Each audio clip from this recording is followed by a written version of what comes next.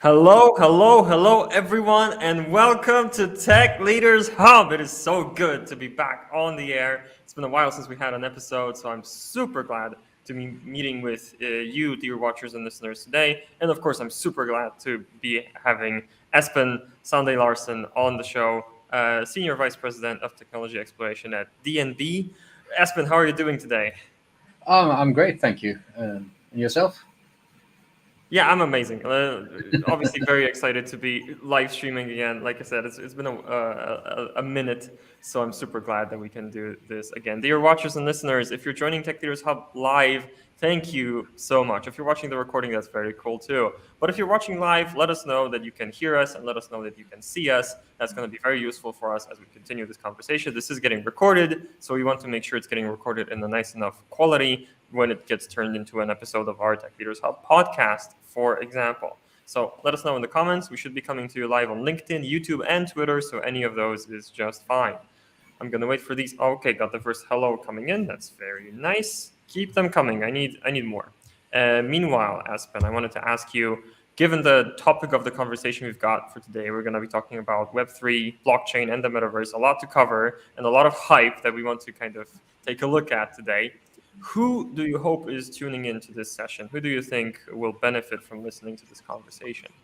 Well, I hope that anyone who's curious on these technologies and new technology in general, and would benefit from this. So I like a diverse crowd to chip in.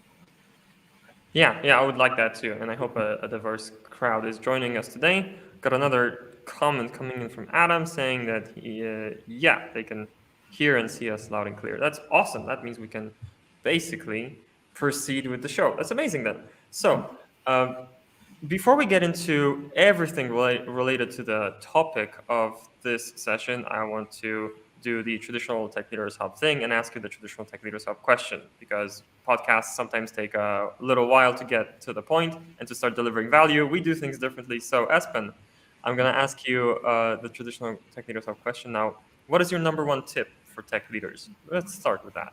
Oh wow, that's a big one. I think at least with today's topic in mind, I think it should be that you should be aware to not jump on hype trains too eagerly and be a bit hesitant, but still learn and observe and experiment with things on the hype trains. Yeah, definitely. So, do you think there's a good way to try to kind of filter out what might be a little bit overhyped from what might be actually worth paying attention to? Do you have like a specific way for you to get closer to the truth here? Yeah, I kind of like to draw parallels to the scientific community. Usually, when there's heaps of research, heaps of papers, different views, different articles, much debate, that means that thing hasn't manifested itself, hasn't gotten cohesive yet. So, but once you have all the evidence, all the experiments, everything leads to one conclusion or a couple of conclusions, well, then it settles down and there's no more white papers on the subject usually. Okay, So, very interesting. Oh, wow, so that's super interesting. I've got like a couple more follow-up questions about this, sure. if that's okay. So first of all, Mm, how do you find that sort of information? Are there particular kind of platforms, websites you can go to, or how do you actually go about that? Yeah, yeah. There's heaps online, and go to meetups, go to user groups, go to conferences, read. There's lots of books, lots of articles. For instance, I love Medium because it's kind of the syndicated platform that's more democratic, and there's lots of different content. But also LinkedIn or yeah, in Stack Overflow. Yeah. Yeah, Yeah, myself, I'm a very big fan of LinkedIn. Maybe that's why I like to stream on LinkedIn. Just yeah, because, I mean, everybody wants to have a nice voice there. There's a lot of content out there, and there are a lot of takes on different subjects. So, for example, in the marketing realm, SEO is a hot topic, and a lot of yeah, people are saying SEO is dead. Some of the others are just saying, no, you're just doing it wrong. It's evolving. It's a very interesting discussion each and every time. Well, maybe not yeah. each and every time, but a lot of the time. So, yeah, I can agree with a lot of that. Second follow-up question before we get to the next kind of step in the session. So is there anything that comes to your mind that actually is mature, where this kind of storming phase is already behind us and the kind of opinion about it has matured and is actually more trustworthy before we get to everything else we've got planned for the session? Well, I don't think with the technologies we are currently talking about, but there are some that are kind of forming, like cryptocurrency has formed into something that is being used and utilized today. It's heavily used in investments and in transferring funds cross borders and stuff like that. So that is the use case that is as solidified itself. But it Yeah. hasn't. We don't know how it will look in 10 years time or 15 years time. Definitely, and we should get more into that in just a Yeah. second. All right, very well. So that's already some quite interesting information. Watchers and listeners, just as a reminder, anytime you may have a question, just ask it, and we'll answer it as soon as we can. You don't have to wait for the end for the Q&A, because there isn't a Q&A at the end. We're taking questions all along the way. Some Yeah. more people are saying hello, Christina. Alexandra, very nice to have you here. Super nice that many people are joining us today. I really appreciate that. Yeah. I also So, have to have a little disclaimer, because I also have to say that anything I say in this interview is solely my own beliefs or my own thoughts. They are not representative of necessarily what DNB thinks. of course, yeah, that's understood. So we're talking just about your opinions here, but that is actually a very nice way for us to segue into a little bit more about you. So for the Yeah. people on the stream who are not familiar with you, can you say a few words about who you are, what do you do, and about DNB? Some people might not Yeah, even be sure. familiar. So my name is Espen Sande Larsen. I work as SVP in the New Tech Lab, which is a division of DNB. DNB is the largest bank in the Nordics. It's an old bank. It's a conservative place, but it's really focusing on investing in technology and doing technology-driven things to put the bank forward. So that is fun. And my role is to design experiments, investigate technology, learn, and share our learnings with the rest of the bank and other teams. So that is what we do. My own background is I've been a software developer for, I think it's almost 30 years now. Yeah, and I've been making software ever since I was a kid. So that's what I do generally. And I'm also a musician. Musician too. What do you play? All the instruments you can see behind me, at least. So I play guitar, piano, keyboards, bass, drums. I sing. Awesome. Okay. Yeah, that is very cool. I wish we could have a whole other session about all of that. I play bass myself, Cool. and yeah, that sounds like something we could definitely explore. Yeah, my basses are there. Basses. Yeah, I'm still Yeah, getting to basses. I just got the one for now. okay. I have a 4-string Exactly. and a 5-string. Yeah, exactly. That's where I want to get as well. Okay. Anyway, Yeah, but yeah. people are probably, this is Techleadershub. They're probably curious about technology. Yeah, let's get back to the text. Yeah, and just for extra flavor, I wanted to ask you. You started coding a long time ago. What were some of the first things that you built in terms of code, and how did you build them? Oh wow, yeah. Well, the first thing I ever built was a game that was published in a book. Because back Ooh. in the back in the 80s, the library the was software developed or software delivery system.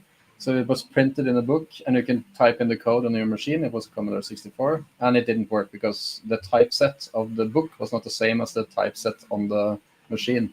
So I had to figure out why it didn't work. So it took me 3 weeks to figure out what was wrong and got it to work. And that feeling was just so intense, and that kind of get me hooked. So I continued to create software. Yeah. First piece of software I ever sold was it was called Birthday, and it was this TSR that loaded with the machine and would remind the CEO of which employer had a birthday that day. So the CEO can go down to the floor and say, "Congratulations on your birthday." I was 10 when I sold that piece of software. That is such smart strategy. You created something that's very, very simple, but because you created it for a very, very important type of person, Yeah. that's good business there. Exactly. Okay, cool. Yeah, I'm glad I asked that question. That was really cool. Thanks for sharing that. Alrighty then. I suppose with that out of the way, we can start getting into the subject at hand. We've got Web3, blockchain, and the Yeah, metaverse to cover today. So that's a lot, and we'll try that's to all. give yeah, we'll try to give a little bit of attention to each of those. But of course, with the comments rolling, we might stay a little bit longer on one or the Sure. other. So, is it fair to say that these technologies are to some extent overhyped? And if so, which ones do you think are the most overhyped? Well, yeah, in my view, they are overhyped because there's so much different views and so much different opinions, and there's also uh, a bunch of different use cases that are proposed for all of them that are not always akin to what the intent of the technology is, and that to me Hmm. says that this is a storming phase on most of Hmm. them. So I do believe that actually now the Web3, the blockchain as an application platform is probably the most hyped, and metaverse is gaining traction as well on the hype train. Okay. Okay. So, for those who are maybe not very familiar, can you explain a little bit about the context here? So, for example, Web3, how do you think it's perceived right now? What is the promise of Web3 versus what is the reality? Yeah, well, it depends on who you ask, really, because there's not really a good definition of what Web3 really is. At the moment, Hmm. there are several opinions on what it is. Some say it's blockchain, some say it is a distributed internet that is run on blockchain, some say it's applications on top of blockchain. Uh, th- my EVP has abstracted it up to the point that Web3 is both read, write, and transact basically, and while Web 2 is read and write, and Web 1 was read. Uh, Hmm. Okay. but that's highly abstracted away, I think. So to me, it is the idea that we need to put back democracy into our application platforms and our data and the way we transact and do online. It's kind of this opposition to the giant tech companies, I guess. What it is. Yeah. So when you say it like that, it obviously sounds really good, right? So like this David versus Goliath type of story, right? And people want to democratize access. Well, maybe not access to the internet, but the internet just itself. Yeah, yeah. That sounds really good. But yeah. There's lots of good intentions there, but there's also a lot of capitalism. People who want to start up, to scale up, and sell out for a big pile of money, which I can understand, Mhm. and that is something the internet has told us over and over again. On each of these bubble hype trains, there's always money to be made, and there's Mhm. tremendous war of getting the funding. And, Yeah. Yeah. and there's Sorry. also Go yeah. ahead. So now I can talk about this continuously. So I will stop and you can ask more questions. Yeah. Very, very well. So. Yeah. I'm trying to find a good starting point for this. Obviously, when I think about Web3, so let me ask like this. When it comes to Web3, are we talking just about the crypto space or what else is there aside from crypto within Web3? Well, it's the thing that started with the smart contracts, right? That you can have like you can execute functions that include transactions on the blockchain. And since it's distributed, there's no one single person or one single entity that is responsible for anything. It's all distributed to all the nodes. That kind of democratizes the process, right? And that is the key to what most Web3 things are. But there are so many special and strange and crazy use cases put into this space, like everything from NFTs to tokenizing physical assets. There's and lots of those are pretty interesting because they do come with problems. Like for instance, an NFT, you pay €1 million for an NFT and you can prove ownership, but the only thing you actually buy is the ownership of an IPFS link. You don't. There's no the binary or the image you buy is not part of the NFT that's on the blockchain. So if somebody changes that link or that link dies, you own the dead link. It's Yeah. like if you take a post-it note and just write a picture of a bunny, would you buy that post-it note for €1 million? I don't know. Yeah. Some would. Yeah. Yeah, I understand that. So I wonder, within Web3, do you see any use cases that are, in your opinion, the least viable? That, it's, Yeah. I'm looking for something that, that people think it might work out, but you're not predicting it will. Yeah, like the sense of NFTs, unless they can solve that part where you actually don't really know you buy anything. The same goes with tokenizing physical assets. Some say you can put an RFID chip or you can put an NFC chip or something in your car, and then you can prove that you own that car because you can scan the car and it matches the signature. But Mhm. that doesn't stop anybody from removing that chip and putting in their own, or if they steal your car. It's the same as polishing off the VIN number and stamping a new one that car thieves have done for centuries, or not centuries, but decades is the word. Yeah. So Okay. yeah. So I don't think those are unless you can solve them. Uh, it's they're not viable. I wouldn't put my house on the blockchain tokenized if I knew that somebody can just change that to a new chip and take ownership of my house. Yeah, yeah, I understand that. And Yeah. especially, from my own perspective, because, I researched this a little bit, and it's one of my guilty pleasures to just watch YouTube videos about a lot of this. Yeah. What I always found quite interesting is that when you democratize access, so to speak, when you remove the regulator from the equation, I'm coming Yeah. back to cryptocurrencies here, to be Yeah. honest. It puts a lot of responsibility on the users themselves. For example, if if you make a transaction that you didn't intend to do, when Mm. you've got a bank, you can dispute that. You can Yeah. to some extent, you can kind of restore your account. With blockchain, whatever happens. You lose your password, you lose your money. I don't think a lot of people are, aware of that. I don't know if there's a question within that, but Yeah. do you think there's any way to protect against that in the future? Well, there is you could like trust a third party to do custodianship of your keys or your wallets and stuff like that. But that means that you have to relinquish control back to an entity that is centralized. Mm. And there's lots of vendors offering that kind of thing as a service, and there's a lot of people who offer that as a shelfware that, for instance, a bank or insurance company could install and provide that service. But again, that comes back to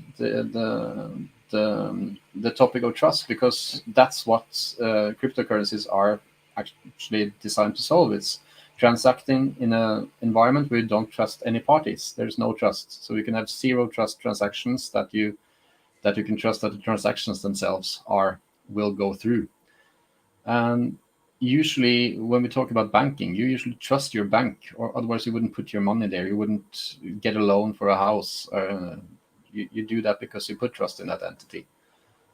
Yeah, yeah, exactly. So, I understand that some people might be kind of, their level of trust in institutions is low, but to Yeah. go to the other extreme, that creates a whole other set of problems. So that's why I myself also don't think that this is entirely mature right now, Mm. because that problem is still not solved. And like you mentioned, if you put the ownership, custodianship, in another entity, then you're basically going back to the way things once were, but now it's Yeah. blockchain powered, right? Yeah, and that's kind of what makes me think that it's a bit funny that this whole decentralized debate is going on, because the internet started out completely decentralized. It was a network where anybody could be a node. They can put whatever Mhm. content on that node they would, and the TCP/IP protocol and DNS system would tell you where to get your information. So it was completely decentralized. But we chose to centralize it because we chose to have governance over like top level domains. We chose to have use central actors work as server and service providers, because that was more convenient than having everybody having their own web server. So Mhm. we chose centralization because decentralized was not as efficient and not as convenient. So I think maybe we will see that in the blockchain world as well, because we also see trends of it. We see these centralized providers like crypto exchanges, or people who offer smart contracts as a service, or these big NFT platforms where you can put your NFTs and they will do all the blockchain stuff for you. So I think we will see that as well in this space. So that's why I think Web3 will be completely different once it forms into what the solid ideas are in that space. The same thing that happened with Web2. Sorry, could you say that part again? Yeah, the same thing that happened with Web2. I remember back in the day when Web2 was a big discussion everywhere, and everybody said what it would be. And it turned out that some were right, and some trends were right, and some were wrong, and very wrong. So, Right. the same thing will happen with Web3. Yeah, I actually had a note for us to dig into that, because when we were preparing for this session, this is something that actually came up when we, kind of started unraveling that thread. Yeah. But then I said, we got to stop. We got to leave it for the session. So let's get back into it. When we were preparing for this, you said something about, how the Web 2.0 story unfolded really tells us how Web 3 is probably going to go. So let's explore that for a second. So how did Web 2.0 go? Who were the winners there, and what does that tell us about Web3? Yeah, so the Web 2 was back in the day. It started out a discussion of not adding static content to the web. It was all about dynamic content, and that grew into rich content, and meaning you had more media types. It was multimodal, so you had like video, audio, and animation and stuff like that.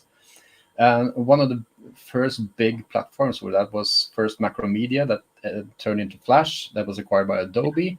There was this point where every website had some portion of Flash on them. There was even complete web portals that was entirely built in Flash. There was web communities built in Flash, like Facebook, but only built in Flash with animations and cartoons and stuff. And then suddenly that just died. That just went completely away, because there was once discovered a security flaw in Flash, and that made a lot of bad stuff happen. And after that, it declined. The adoption moved away. And because what also happened at the same time was HTML got upgraded to a new standard, and JavaScript engines were being as powerful and even more powerful than the Flash engine, meaning that you can have a native application development platform in the browser itself without using plugins. And that evolved into the apps and the mobile apps and all the different social media platforms that also started as a trend. Because we saw that in the early West, because people think that Facebook was the first social media thing. It wasn't. MySpace and GeoCities and Friendster and all that stuff predates Facebook by almost a decade, some of them. And the notion of producing your own content, that was also way back in the day. Like on GeoCities, everybody was blogging and writing about things or articles and stuff. But that evolved into what now is Facebook and Twitter and Instagram. And you see that the early adopters aren't the winners, or the early pioneers pioneering the technology aren't the winners. They lose.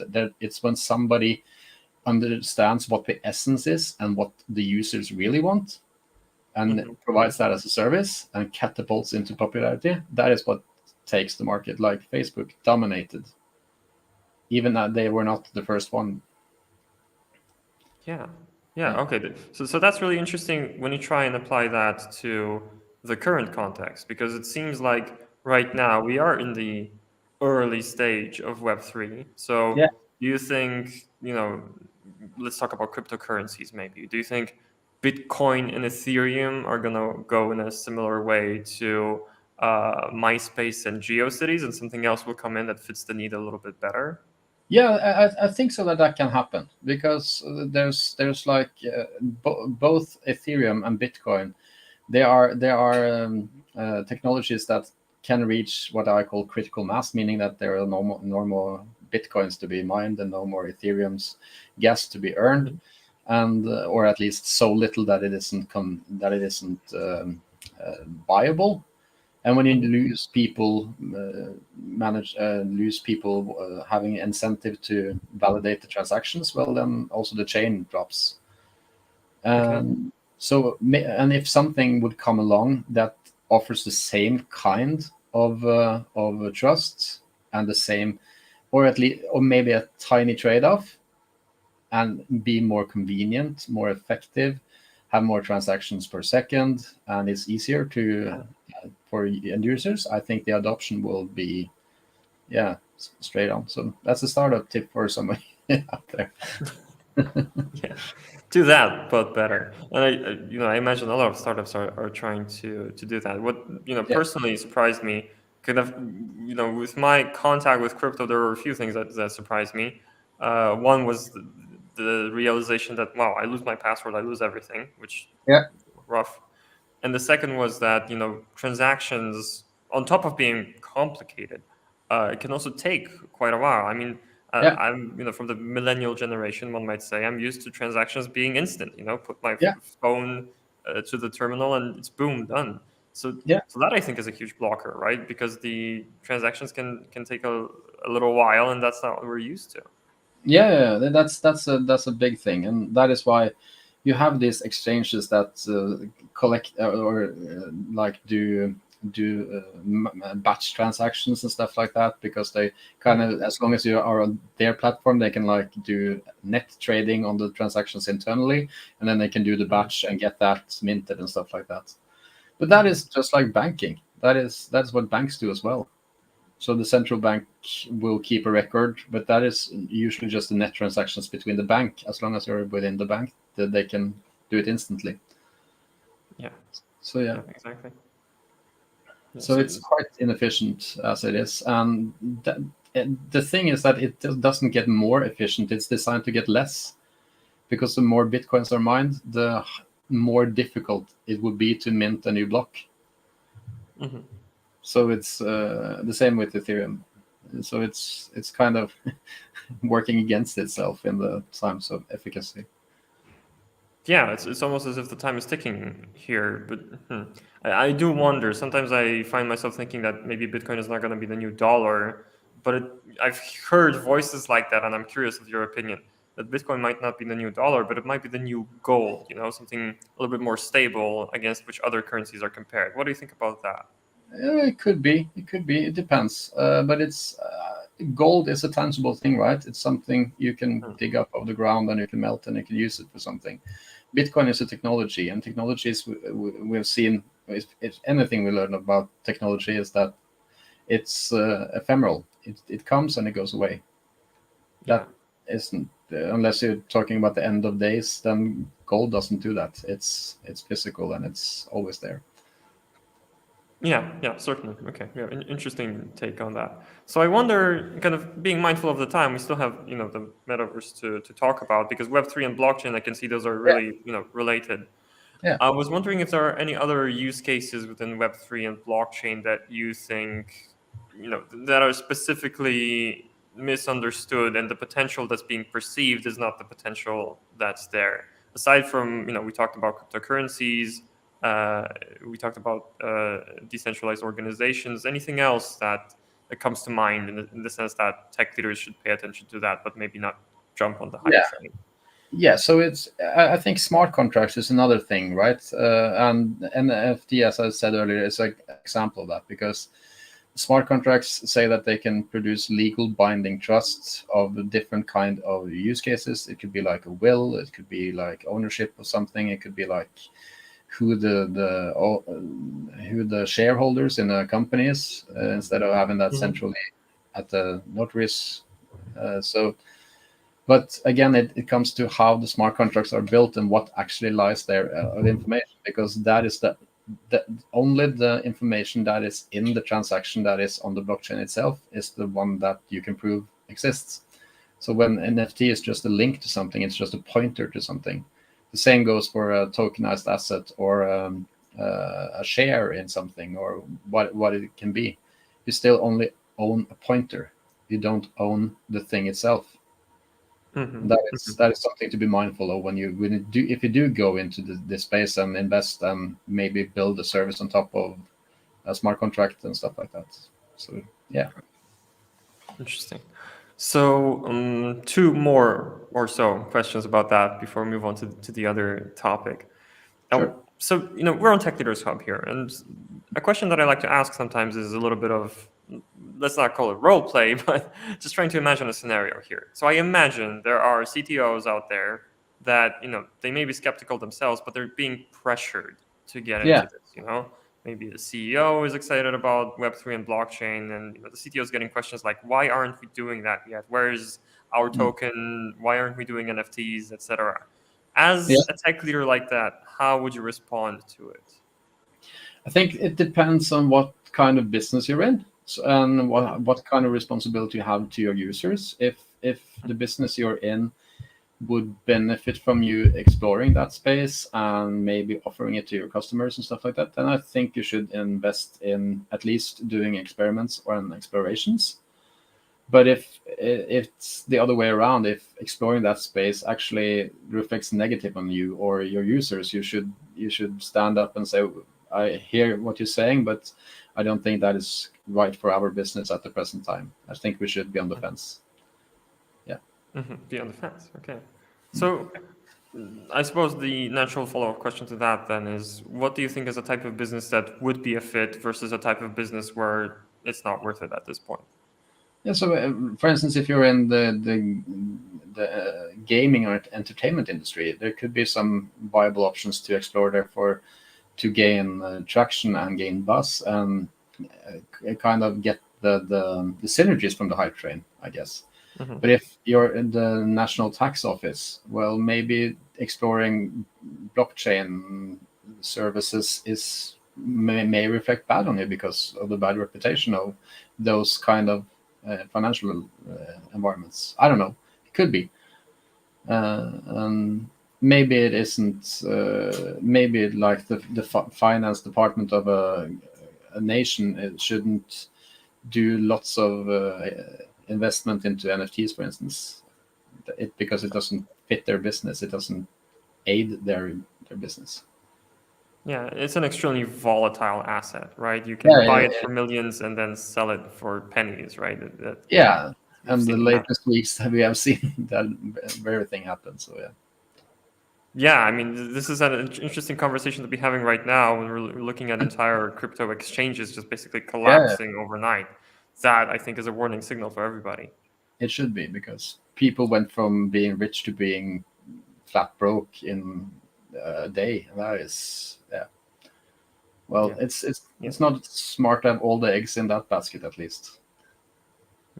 And I think that is an additional danger that people aren't so familiar with, is that with blockchain, whenever whatever happens, it can happen instantly. When these smart contracts trigger without any scrutiny, once certain conditions are met, then it can be a cascade of Yeah. effect once the right triggers are in place.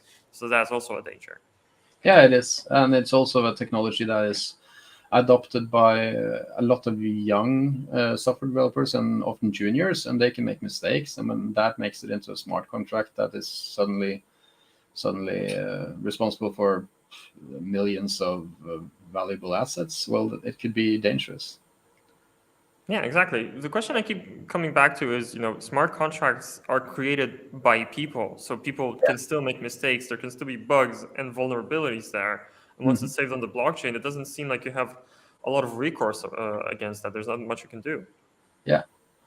For instance, in the case of Ethereum, the Solidity programming language is a good language and it's well designed, but it also is a difficult one with lots of footguns, and yeah, so you have to be diligent when you're working with these things. Yeah, yeah. And you mentioned the gaming and entertainment space. I can see where you're going with that in terms of gaming and entertainment versus NFTs, because if we see that NFTs are mostly about this symbolical value, then within entertainment, there's this idea of collectorship. It's like maybe it's not so important that this is a pointer, not the real thing, if it points to something that's significant about an artist that I care about, etc., right? Yeah. Or maybe it was previously owned by somebody important. That I can kind of see happening. So it's not like we're against the whole thing here, but it's specific use cases, like you said. Yeah, I think these things will have meaning in some contexts, and they will have no meaning in others. And trying to force meaning into a context where it doesn't fit, that is something that isn't. I at least don't think that is a smart thing to do. That sounds really quotable. Actually, Probably. trying to, yeah. We'll make sure to make a clip out of that a little bit later. Okay, so okay, I think we covered everything that I wanted to follow up on within this section. Watchers and listeners, anything else about Web3 and blockchain you want to touch upon, then feel free to ask about it. We'll come back to it. Meanwhile, let me just take a little bit of a sec here. Quite cold in my room here, so I just tried to make myself a little bit more comfortable. Cool. So with that said, let's talk about the metaverse Yeah. next. Mark Zuckerberg's favorite thing, or maybe not anymore. I'm not sure. So let's try and start in a similar format. What is the promise? Why are people hyped, and what is the reality? Well, I think people are hyped because they have this Ready Player One view of what the metaverse will be. But right now, it's like being inside The Sims from the 90s. So it's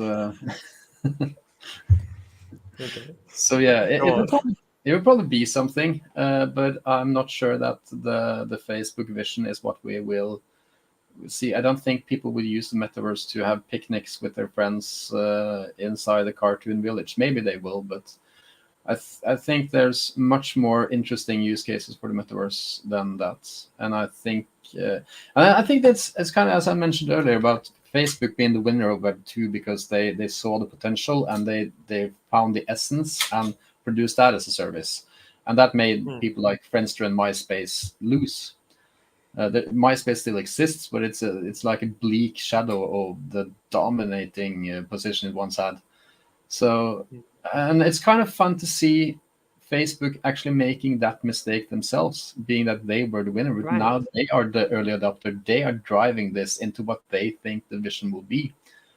And I predict that something like Epic Games will just no, Facebook, this is what the metaverse is, and they will launch something that is infinitely more what the users want to. Yeah. I will admit, even though I don't exactly play Fortnite, thinking of Epic Games, I would much rather hang out with my friends in Fortnite, where I can be anyone, have superpowers, fly around, have adventures, Yeah. than Zuckerberg's metaverse, where it's basically, okay, it's another meeting, but now you've got goggles on, and I guess you can see more, and it's a little bit more interactive, right? I think that is the major part where the point is being missed here. Yeah. And I think that will be augmented once we get more technologies to get more senses involved in the experience. And I do believe it will be more like in Ready Player One once it manifests itself. But that means it will be a place where you game and you interact in open worlds and you maybe build your character, you collect stuff. I think that is the essence. I may be wrong as well, but at least when I see the way my kids interact with the metaverse, they don't use Facebook's metaverse. They use the online virtual reality gaming platforms. And I think maybe it could be so simple that Roblox could take that position. Yeah. Because they already have a big metaverse with lots of users. And if they just added immersive experience through VR to that, and everybody got their VR headsets for Christmas, I think Facebook's share value would get a big impact if that happened. Yeah, exactly. I got two interesting follow-ups for that. One is, I suppose, the kind of one epiphany that I'm getting is that there seems to be kind of two schools of thoughts here. Yeah. Either you're using the metaverse to try and kind of recreate the existing world, simulate the existing world. That seems to be what Meta is trying to do. Or when you look at Roblox, Fortnite, it's like creating entirely new worlds, dreaming up what might be possible. And it seems that people are gravitating more towards that, wouldn't you say? Yeah, I think so, because that's what we have done on the internet since its origin, right? We reinvented ourselves. We created a handle when we were all just chatting on IRC.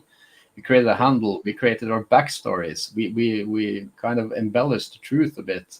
Of course, I'm 190 meters tall and muscular and handsome, and when you're not really. So why would we reinvent a poor simulation of the real world we live in, rather than create a Yeah. fantastical one? That would be an awesome experience. Yeah, yeah, exactly, exactly. And that, even thinking about this, I'm finding myself getting a little bit hyped. But honestly, just because, I mean, I've played some MMOs, right? And it seems to be a similar experience, but now it's got this new label on it, right? Yeah, so I think that if you could get like World of Warcraft in VR with Unreal Engine 5 level graphics, well, I guess everybody would buy a VR headset, right? I think Speaking of people, startup ideas, right? yeah. So yeah, Yeah, that's something to get on. So, and the next question I wanted to ask was about the technology layer, actually. I'm yeah, really curious about that. I keep trying to predict it myself, but it seems like I've got somebody super knowledgeable on the call here. So, what do you think is going to be the next step in the technology, in the hardware, right? More yeah. sensors, miniaturizing what's already there. What do you think? Yeah, I think both of those will be true. But also, I think we will see different kinds of projection technologies. Right now, you have like an optical lens in front of a LED screen on both eyes. I think maybe they find a way to project it on your retina instead. That will be able to shrink down the headset and make it more comfortable. But also, I've tried a haptic suit, and it's pretty cool. It kind of gives you the sensation of actually being hit and shot and stuff. I think that can be once that goes mainstream. Also, I tried this from the movie Ready Player One. You can see I had this omnidirectional treadmill, and that's actually Yeah. been built. And there's a company offering that. It's immensely expensive, of course, right now. But once you can get that for like, yeah, let's say a grand or something like that, people will use that. And that means that you can also get physical. You can actually walk in environments, and you can run, and you can dodge things. Yeah, I think adding more sensors and more degrees of motion and being able to pick up more motion from your body, I think that will Yeah. add to the experience. Yeah, yeah, and that might make it more viable than to, because it's gonna be different enough and interesting enough that there's going to be a difference between actually playing an MMO but calling it a different name, and actually being Yeah, in the metaverse where a lot of your senses are more involved, your body is more involved. Like I yeah, can see that happening, I suppose. And yeah, how do you think? I suppose we got into a lot of talk about what's going to happen in the future here, but I'm super curious. Do you yeah. think this is something that's going to be like owned by everybody at home, or is that something that you're going to if you're using let's assume some people might use that for work purposes. You think they're going to commute to get to some place where there are a lot of these sets and then use that, or will it be convenient enough to have at home? I think we will probably see it on an arcade level first, and then it will migrate Hmm. towards people owning it back home, like we did with gaming machines. Hey, yeah, exactly. Hmm. But I also think that we might be even seeing that the hardware itself will be part of your subscription or part of your agreement with your metaverse of choice. Hmm. Maybe something like Xbox Live would offer you a haptic suit and a VR headset as part of their premium plan, for instance. And then you can get the next upgrade once it comes and stuff like that. Okay. Yeah, yeah. So that might work too. So the next thing I wanted to get out of you is a similar question, actually, Mm. to what I asked about Web3 and blockchain. Trying to imagine that tech leader again, Yeah, being pressured by the CEO and everybody around them. Okay, so the metaverse is super hyped right now. Seems like we should be getting on that, and it's not so immediately applicable to a lot of businesses. But again, how would you respond? And it's probably an answer to the effect of it depends. So what does it depend on whether you should invest in this or not? Yeah, again, I think it depends on how close to your core business would the metaverse be if it was mainstream. So, for instance, we are a bank. Should we buy a plot of land in one of the open meta worlds where you can buy land and put up a bank and have like a have and hire people to be financial advisors in the metaverse and sit inside our virtual bank? I don't think we should do that right now. And if I'm wrong about where the metaverse is going, and people will actually try to reinvent the real world, well, then it's probably something we should do. But I wouldn't say that we should do it now, because otherwise that plot of land will be gone. Because there's probably the platforms where you can buy land and where you should invest, those aren't invented yet. What will be the mainstream ones at this point? Mm. So, but So it's like, again, it has to do with context and your business. yeah, definitely. That is actually a very interesting question. I never asked myself this is, should business try to be more represented in, I don't know, Decentraland and these other For instance. metaverses? And what I'm hearing from you is basically perhaps not now, because that would be like, planting your flag on MySpace when Facebook isn't even here yet, to bring it to the Yeah, Web2 example. that's Okay. precisely. But that doesn't mean you shouldn't experiment or shouldn't learn or shouldn't. Maybe you should do something in house. Maybe you should have a happening or an event where everybody gets to try VR and try all the different metaverses that you can try now and stuff like that. You should be familiar with what this is and not be ignorant. Yeah, so that seems to tie a lot into your role and your team's role at DNB actually. So it sounds like from what I understand, you're running a lot of these little experiments, taking something and seeing what the potential is here. I imagine some businesses might be interested in that and think about, okay, how can we run a series of experiments, spin up a team like that. So if we could veer off the topic for just a little minute here, is speaking of experiments, do you think there's a good way to do like a self-contained experiment within these areas and maybe some others? Yeah, I think so. And I think the best way is to get hands-on and not build up a lot of process around it, not have a lot of if you're, let's say, you have a big IT organization, because you're a big company, you shouldn't involve the entire software development lifecycle policies and stuff like that to do a VR experiment for a group of people. You should just go out and procure some headsets and put down a small team to build an experience and see how that goes to gain that knowledge. And having such a team in house is very beneficial because it gives you the ability to get a lot of learnings from these things quite quickly. Yeah. So what do you think, specifically for your team, because it sounds like you're managing to see a lot of success, running a lot of successful experiments. What do you think is key to your team succeeding? Is there anything in particular that you're doing that, tech leaders should know about as a good practice? Yeah, sure, I can share about that. So our team is quite small, and that is by design. That is so we can move quickly and not have a lot of process and stuff slowing us down. And we also have infrastructure and licenses that are separate from the core IT in the bank, meaning that we can work completely autonomously, and we can do everything from ID to deployment and operations. And I think that is very, very key to align yourself so that you have every capability within the team to be able to see things through to the end.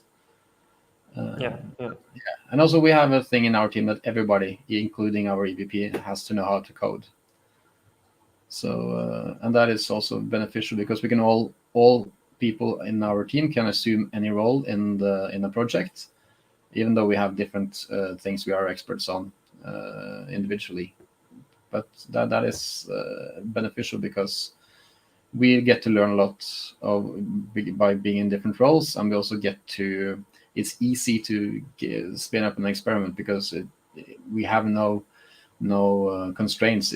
Like we if we wanted to do a VR experiment, we wouldn't be constrained by, oh, but we only know Java. There are no good libraries for doing VR in Java. There are, but That's a good example. Yeah. Okay. yeah. So we can just say, okay, let's get Unreal Engine out then, or let's get Unity out then, and let's spin up something and see what we can make. So we are pretty agnostic to stacks and technologies and stuff like that. It's very interesting from a team composition perspective that you're putting the emphasis on people being a little bit more versatile, Yeah. as opposed to some other companies or organizations or even departments might be investing more in specialization, deep expertise, but just within one thing. So do you think this versatility is something that's going to be more important for teams and workers in the future in general, or is that something that's more specific to this exploratory kind of work that your team does? No, I think we've seen that in the mainstream development community as well, especially with smaller companies and startups. You can see everybody wants full stack developers. They want full stack designers, meaning that they can do both back end and front end in essence. And I do believe that versatility, being able to assume any role, even though, let's say you are an IT security expert, but you can still do coding on the front end if you're asked to. I think that means that you have less dependencies on certain resources. And if there's anything we've learned from doing software development for 50 years, it's dependencies is what kills projects and slows things down. It's not libraries, it's not languages, it's not legacy systems, it's dependencies. You have to wait for somebody else to do something, or you have to wait for something to be changed in a system you can't control and stuff like that. That is what stops progress. So if you have no dependencies, you don't have to wait for some special person to come to work, you don't have to wait for a special team, well, then you can go fast. That's very interesting. I will admit, I'm one of those people that think that specialization is actually a strong way to invest in yourself, because when you Yeah, actually get called, sorry. yeah. And I just I just having a conversation, agreeing. Yeah, but it's a compelling argument that for certain types of work, or just generally in the future, organizations might find that it's better to have teams that can move faster, and that is by limiting dependencies. I agree. When there's a high degree of specialization, blockers can occur. Especially Yeah. when random events happen, like a key person goes on vacation or something happens, suddenly Yeah. projects can come to a stop, right? Mm. But Yeah. that doesn't mean you shouldn't specialize, because having special competency in one field enables you to be a key resource for the team in Yeah. sharing that knowledge. So, for instance, my area of expertise is one, software development, and it's also IT security. But that means that I can educate the rest of my teams on those principles, meaning that even though they are not specialists, they gain the same knowledge and they gain the same mindset when they are doing their work. Hmm. So it's like, okay, so what comes to my mind is, the usual phrase is jack of all trades, master of none. But it seems like Yeah, it's good to be like a jack of all trades, but master of one particular field where you can be a yeah, mentor or to others. master of some, I would say.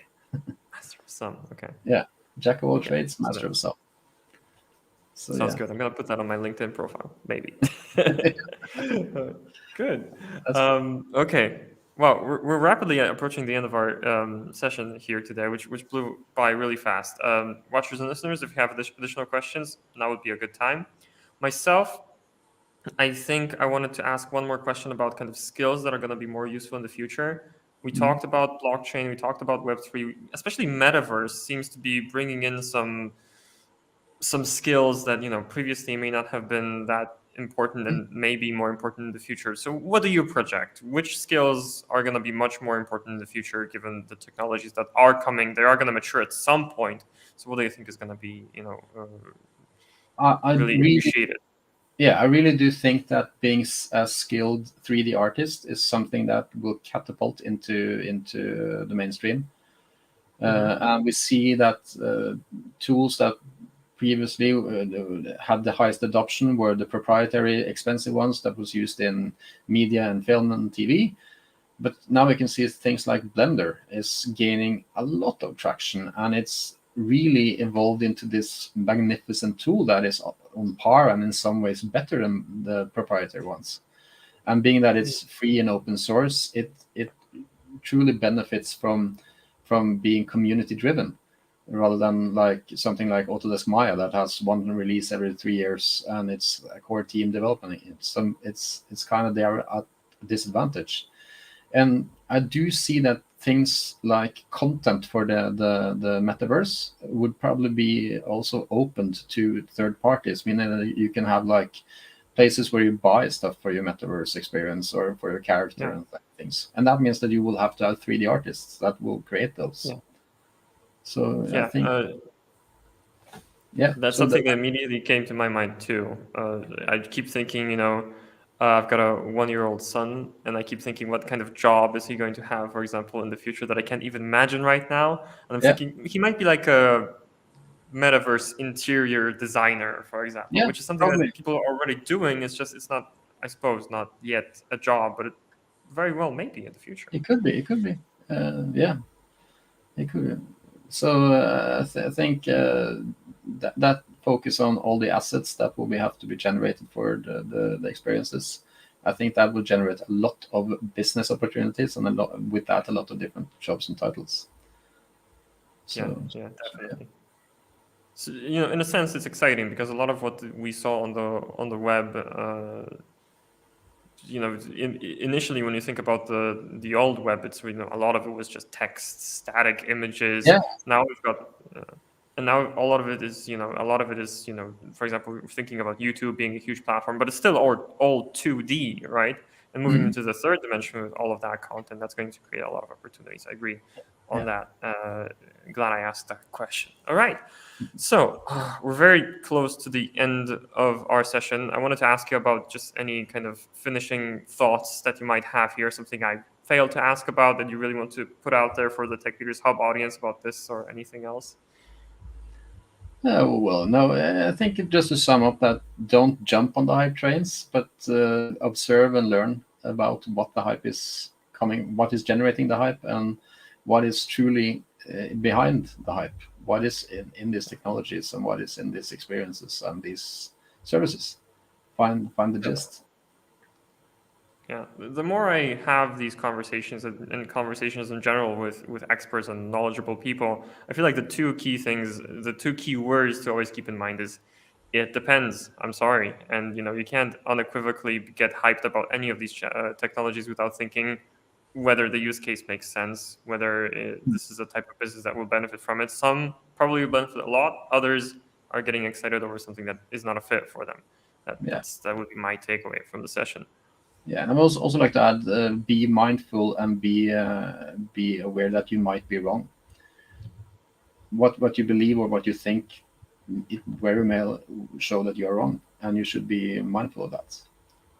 Yeah. It sounds like something that, especially somebody in your position, in your team, you need to be really comfortable with that, right? Sometimes experiments just there's no potential. Yeah, we have a saying in our division that we fail fast, and nobody fails as fast and as much as we do. It's amazing. I love that. Oh, that is such a nice note to end on. Okay, cool. Yeah, and embrace failure, because that's what you learn from. Yeah. Okay. I feel that. Okay. Cool. So I suppose that's our time over. If you can believe it, it went by. Yeah. Wow. So fast. But I really enjoyed the conversation, Espen. Honestly, thank you for being on the show. It was a great experience. Now, with these last few minutes, I wanted to ask you if you have any announcements for the audience. Are there any, I don't know, open positions you might have, or anywhere you might want to direct the people watching and listening that they should do something, subscribe or anything? Yeah, well, I can plug my talk. I will have a talk at NDC Security in January, where I will teach about how hacking works and show through examples of real exploits how it works. And I think it will be a fun session. So if you're interested in hacking or you want to learn how to hack, you should check out that session. Yeah, and it sounds like you'll be in this master of some area of your expertise in for that one. Yeah, yeah. Okay, awesome, awesome. Okay, and for the people who might be meeting STX Next for the first time, just 2 words. Hi, STX Next is the organization that is bringing you Tech Leaders Hub. We are Europe's largest software development company featuring in Python. So we just wanted to let you know that if you're facing trouble with finding the right tech talent, maybe hiring is slow, maybe you're working with a previous agency that did not do such a great job, or you just want to build faster because deadlines are catching up with you, any of those problems, we can make them go away. And the way we do them is we build technological teams of our primary expertise is Python, but we can do. You mentioned something today, Espen, about having people who are versatile who can take on any problem. We build teams for that can do everything from the initial business analysis through design, development, deployment, and much, much more. Go to stxnext.com to find out more about that. That will be very cool. And for more Tech Leaders Hub, go to techleadershub.com. Follow STX Next on LinkedIn. That's the best way to keep in touch with us. That's where we put out the most content, clips from sessions, previews of upcoming sessions. You'll be in the loop if you just follow us on LinkedIn, or go to techleadershub.com. You can subscribe to our newsletter there as well. And just the third thing that we're promoting just recently, if you're watching this and you're a CTO or you know a CTO or somebody in a similar position, we're actually currently running a survey, the 3rd edition of the Global CTO Survey. So if you are and you have a little bit of time and you'd like to know what other CTOs are doing, how they're preparing for the downturn, how they're approaching hiring, management, tech stack choices, and more, go to thectosurvey.com. When you fill out the survey, you'll be the first one to get the report from the CTO survey, and you'll also get some exclusive discounts for courses and other nice freebies. Thectosurvey.com is where you should go to check that out. Sorry, Espen, that this was a little bit long, but we have a little bit one extra announcement here that I wanted to squeeze in. And that's it. That's the show for today. Thank you, watchers and listeners, for joining Tech Leaders Hub. Espen, thank you once again. It's like I feel like we could have 2 or 3 other follow-up discussions just based on this one alone and what we talked about before the show. So who knows? Maybe the stars will align and we'll have you on the show again. But this was super fun. Thank you for coming on the show. Thank you. I enjoyed it. Thank you for having me. Awesome. Okay, everybody, have a nice day or morning or evening or night, whichever. And we'll see you hopefully for Tech Leaders Hub very, very soon. All right, goodbye. Have a nice one. Bye.